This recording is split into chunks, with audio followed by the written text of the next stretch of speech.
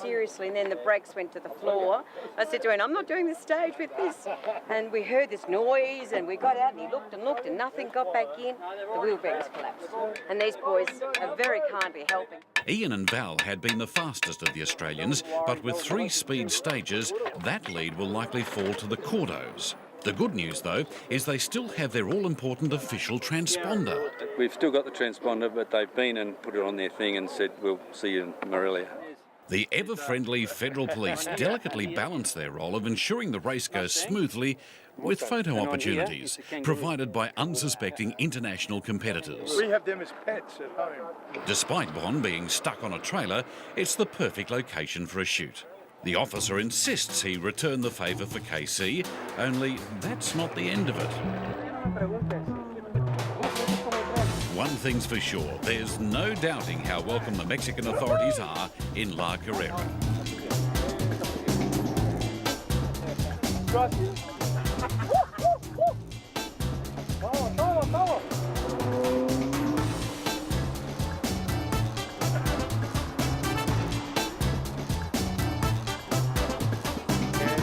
We got to go really fast.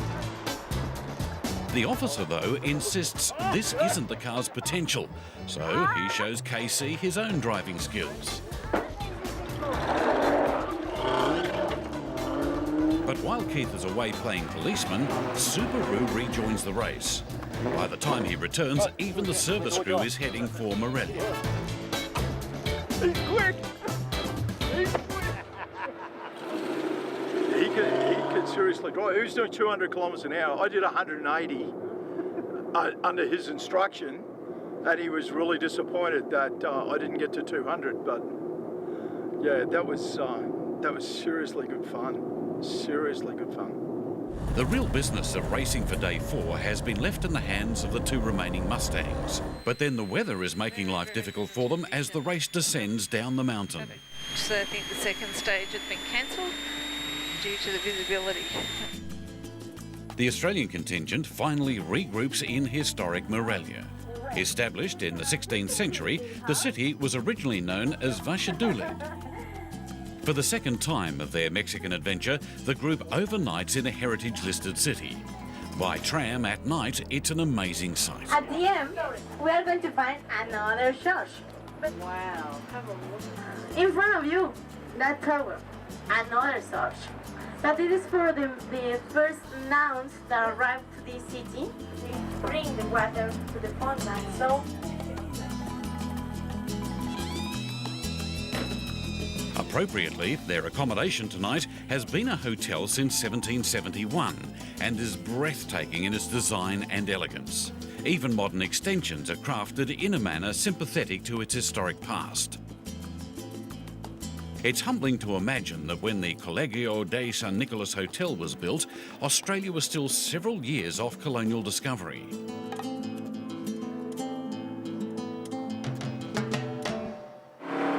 By morning, heading out of Morelia, we discover KC driving the Catlin Mustang.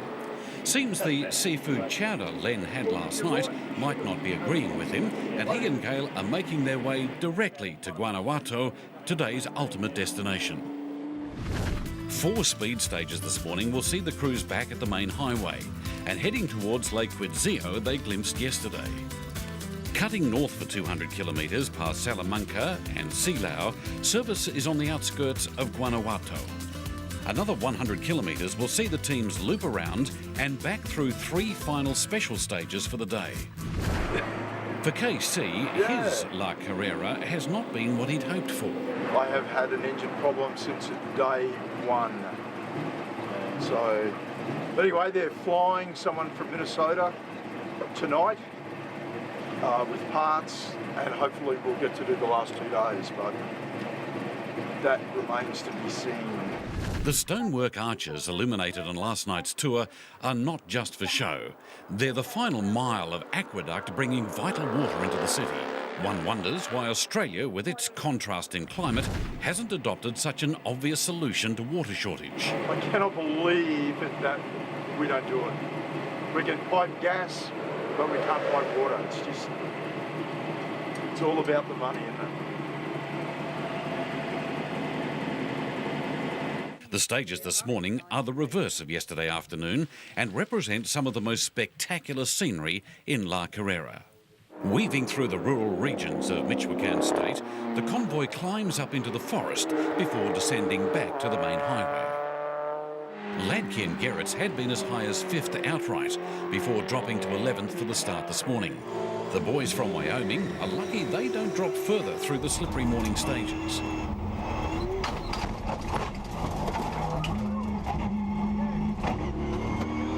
The Cordos fly the flag for the Australians, 46th car off the start line. It's the first chance KC has had to watch any of the cars in action.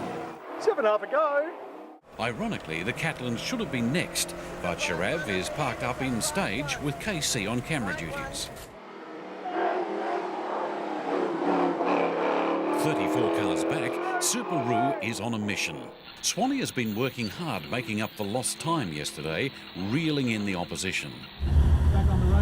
The question of the FJ Holden was still unanswered this morning when the last Australian Mustang left the start. But the boys from Victoria have had an adventure all of their own in the last 36 hours. That was sensational. The guys pulled the motor out, got it down to bloody Mexico City, re-sleeved it, got it back, put it back in, and 24 hours later we're back on the road again. It's just nothing short of unbelievable. With all my contacts in Melbourne, I don't think I could have done that. Amongst the madness that is Mexico or La Carrera, there's a magic here that never fails to amaze. The FJ appears and KC ponders his own bad luck. What about their rally? Makes me feel like I shouldn't be complaining about how badly we've gone. Just sincerely gutted for them. And what a beautiful car. Bit rusty, but not bad. Dave and Greg finished the stage, but the old Holden is still not smoke-free. It's just burning off all the crap, hopefully. Locked in stage, waiting for the last car, means there's time to kill, and KC's imagination runs wild. With the locked steel gate that clearly says drug lords live here. A wonderful place for Black Magic to pick as a camera position, with no regard for my safety at all. Adding insult to injury, the final car through this morning is his own bag of nails, on the back of Todd's service truck. It's a long haul to service, and once again, the race is on to get there. The road bridging Lake Quidzio is several kilometres in length, and dead straight. The contrast in cultures between racing in Australia and Mexico is again evident. Further down the highway, a goat herder relaxes, imagining life in a faster lane. Bicentennial Park is service, and Joe is happy with their morning performance. First stage, coming up the hill, 21 Ks I think it was or something. It was pretty good. That was good. It wasn't slippery, maybe one patch. But the second stage was extremely slippery for the first half of it. Certainly woke us up probably about a half a kilometre into it. A slippery left zero. Because we had to pull back another gear just to drive through the slippery patch in top. When we got the other end, then we opened it up. Can you hear me? Yeah, I can hear you. I can't hear you. Okay. Things aren't going at all well in the Swans camp. Intercom problems mean Ian couldn't always hear Val's calls. Well, my helmet worked if I turned that much. Other than that, it was working 90% of the time. This is crazy, because that's saying it's the headset, isn't it? All through the park service, cars are in varying states of repair. It's midway through the 5th day of Panamericana, so it's to be expected. The final 3 stages are not easy for the team in Subaru. The intercom stops working and Val resorts to alternate ways of communicating with Ian. It's KC who's first to the finish line as an observer. With that comes certain privileges. While the Cordos have been first on the road all day, the Swans have been quicker through every stage, slowly clawing back time and race positions. By end of day, they're back up into 26th. Guanajuato is known as the Painted City. Cruising down from the end of stage, high on the hill overlooking the state's capital, it's certainly a picture. It's also famous for another reason, the underground network of roads used in the past as a stage in the World Rally Championship. It's the final transport leg to the finish for La Carrera Panamericana's 5th day. A day for KC that's provided a very different perspective on competition. This isn't the way I wanted to drive through the arch today, but a couple of tequilas with a couple of the federales. A bit disappointed they didn't let me drive today, but anyway, the tequila was good, fair shout. So all in all, not that bad a day. But the day doesn't end there. Seems we're right in the middle of the Festival of the Dead. It's a tradition that harks back to pre-Columbian days, where Mexicans celebrate their dead ancestors. With 2 days competition remaining, work is frantic around Guanajuato, readying cars for the morning. It'll be a long night for some, and that includes the service crew on bag of nails. As expected, the parts for the cylinder head arrived from Minnesota, and Dave and Gary are deep in the rebuild process. You have to be at this event to know what it's like. Yeah, because you can't, even if you explain it to somebody, you just can't communicate what happens down here. And there are some very, very wonderful people that we have met over the years. We're all crazy, like she said. It isn't just the screws on the cars that are loose. Who will survive, right? Despite all the engine work to date, the FJ needs more than polishing, but team confidence remains high. It'll finish if I'm going to push it. Hey, good morning, Paul. We're actually on the road today. I thought I might open my road book and see where we're going to go, instead of going somewhere with you. How exciting will that be? Here we go. And we're back on the road again as well. We even made it to the start control. To the start. Woo woo. I did think that. By rejoining, both the Catalans and Callanans will start well down the order. I said to Gail the other day, I said, being down the back's actually good because you actually see what you're doing, whereas when you're actually serious, you don't see anything apart from the road. So, yeah, I'll enjoy it today. I will enjoy it. The Holden dealer in KC can't help himself. Yeah, it's gorgeous. It is absolutely gorgeous. I'm going to go and make him an offer, actually. I heard that with the amount of drama that they've had, it's going to go cheap. Last night I was pretty despondent because our brand new reconditioned second-hand engine was fuming and banging and carrying on. And to be quite honest, I was sort of ready to pull the pin because I didn't want to hurt the car anymore. And it's a very tough event, but the guys got in my ear and I went and had dinner with them, and the Mexican support guys were all there, and it was my concern about, I was more concerned for them, the amount of time they've put into the car getting it to here. And they turned that around on me and they said, well, if you're concerned about the effort we put in, pay us back by finishing. Over in the Swan camp, the news isn't good on getting derived times for their lost stages. We were hoping, but we've been told by a couple of people it is Mexico. It's like, how far down the road is our hotel? It's 2 blocks, but that's Mexican blocks. It could be 6 blocks. You know, everything is to do with Mexican here, so if you're Mexican, you do very well. One non-Mexican who's doing very well now is passionate Frenchman Hilaire Dameron. With like 7, 8 years old in France, I could see in the newspapers that there were a crazy race in Mexico, and I could see these photographies of these cars crossing the country in so nice places at such high speed and still on roads. And that really caught my attention, and I thought one day I should be doing this. And I went living around the world, a little bit in the United States, then 12 years in Brazil. And when I arrived 5 years ago in Mexico, I said, well, that's my chance. I should do that. Engine issues early in the event mean Hilaire can't win this year, but that hasn't stopped him being the fastest car on the road. And today, he's seeded first. Camming Co won't start. Seems he was a little hard on his Dodge Dart yesterday. How was it? Fantastic. Fantastic? Yeah. You know, I'm a tree hugger. A tree hugger? Yes. Yeah, I believe in the environment. Save the planet. Like KC and Marianne, Roger Führer from Switzerland got the bug competing in the Chihuahua Express earlier in the year. He races a rare factory Triumph TR4, one of perhaps only 10 cars ever built. That's why it has a VC registration number, which means Coventry. That's a factory registration after paperwork. So it's an aluminium shell. And he's Australian, so he's a really terrible person. Eventually, the penultimate day of Mexico's great race begins. The highest placed Australians, Joe and Christine Cordo, slip out through the arch and head for Aguascalientes. 3 morning stages just north of Guanajuato are using stages in reverse to yesterday.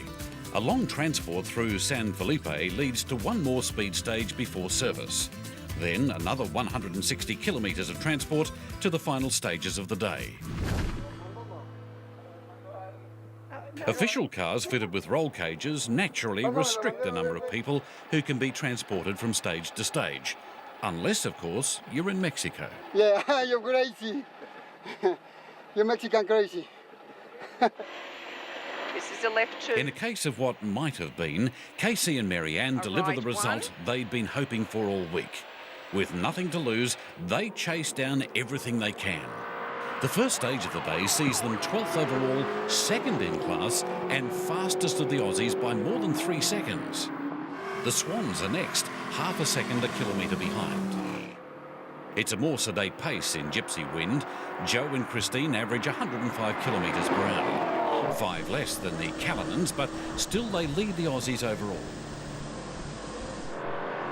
At an average of 97 kilometres per hour, Len and Gale are far from racing. Sharav is not in good shape. The brakes are vibrating and the car is a handful, even in a straight line. They're going to the green, and stop. Oh, the vibration in the car. Yeah, it's a you can't even hold it flat on a straight piece of road without it going It was terrible. That will not pull over 6.5 grand. The engine.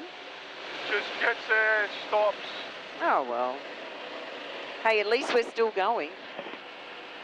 And the good news today is all 5 of the Australian entries are going, even the FJ.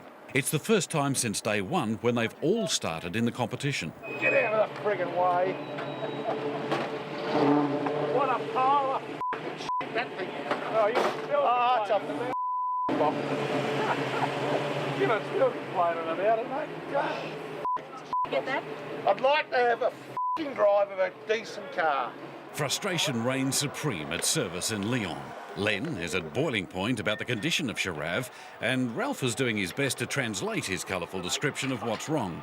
That's Australian term. I don't know. We hear that a lot from guys from Australia, so it must be something they use a lot. KC is a little less frustrated. Just won't get there. It's like the rev limiter is at 6.5 grand, but the exhaust noise, the rattle in the exhaust is so loud, I can't hear anything. You know, it's just, the engine could be just blowing up around me and I wouldn't know. Finding your way around La Carrera is not possible without the unique road book issued by organisers, but it seems to work. Well, these aren't pace notes, they're actually tulips. But in one sense, the tulips, normally there's long gaps between them. They just give you 1 or 2 warnings on the worst turns and whatever. These are actually almost a pace note written entity. So you get stuff like this, which gives you your lefts and your rights and your what they call slopes, which for us is a hill. Your traffic lights, bumps. It explains everything. Once you get to know it, I'm not the navigator, but they pick it up. Christine's picked it up pretty quick, so have the other girls. And it's almost like a hieroglyphic pace note. And that's quite good. 2 afternoon stages totalling 17 kilometres to the west of Aguascalientes will complete the afternoon. But before that, there's 166 kilometres of traffic to be negotiated. By now, the Australians are settling into the Mexican driving style. Just outside Visa Hidalgo, speed stage 5 is wet. Lead Australians, Joe and Christine, tentatively head off into the rain. As the Swans line up at control, not much has changed. So it's a long left. By the time KC and Marianne reach the start, the rain eases, though the road surface is still slippery. But the carnage they come across is not caused by the rain. Slow down. Something must have happened. Right, too long. Okay, slow down on that side. Go over, go over, go over. And a left two. This should be our left two. Yeah. Another one off. There's another one off, so be aware. What's happening here? Just slow down, just take it. Yeah. It's a right long. Now what's going on up here at the top of the hill? I didn't even see that car. Something's all over the road, darling, look. And it's a left one, double caution, dangerous drip. Left one, double caution, dangerous dip. Fortunately, the Catalans aren't at race speed and don't get caught in the oil that's been dropped by an earlier competitor. In all, 6 cars failed to finish the stage. Well done. Wow, that was a bit of carnage. By now, KC is in his element and out to try to match his 6th fastest outright through the previous stage. An overall race position that will be hard to beat, considering the higher horsepower competition around him. But the team leading the Aussie charge has stolen a march. Joe and Christine bring Gypsy Wind home just 1.4 seconds in front of Ian and Val. Only 3 seconds separate the first 3 green and gold cars home. KC and Marianne settling for a 3rd in stage, but a great consolation award, 2nd in class for day 5. With the exception of day 2 in Wawapan, Cactus has been remarkably conspicuous by its absence. Come this final stage, though, La Carrera is undeniably in Mexico. Len brings Sharav home as carefully as he can. No world-beating times, just home in one piece. All week, Dave Ryan's Mexican service crew has been finding the answers to keep his FJ on the road. The only